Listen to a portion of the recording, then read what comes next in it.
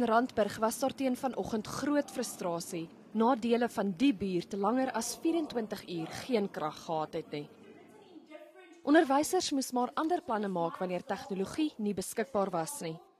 As jy nie krag het by jou skool nie, kan jy nie jou skool bestuur nie, want jy het nie 'n klok om te lui nie, jy het nie 'n interkom nie, jy het nie telefone nie, jy het nie fotostaatmasjiene nie, en jou rekenaars in die klaskamers en ook hierso by ons in die kantoor werk glad nie. So dit is so 'n bietjie georganiseerde chaos.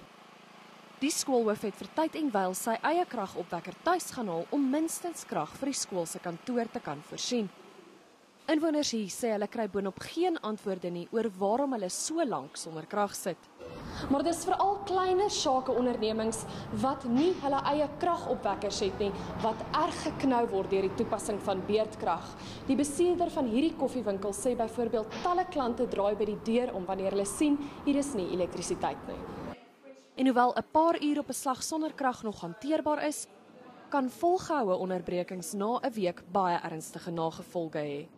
Well, we definitely wouldn't be able to use our fresh produce, and we use everything fresh per day. So that would affect us terribly. 'n Ekonoom waarsku die breër ekonomiese impak kan massief wees. In 2007 het ons amper 5% groei gehad.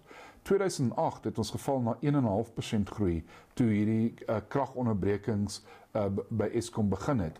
Maar die verskil is, hierdie keer het ons nie 'n 4 of 5% groei gehad nie. Ons het die hele jaar lank swak groei gehad en dit gaan beteken dat die land se groei waarskynlik nader aan die 1% gaan inkom.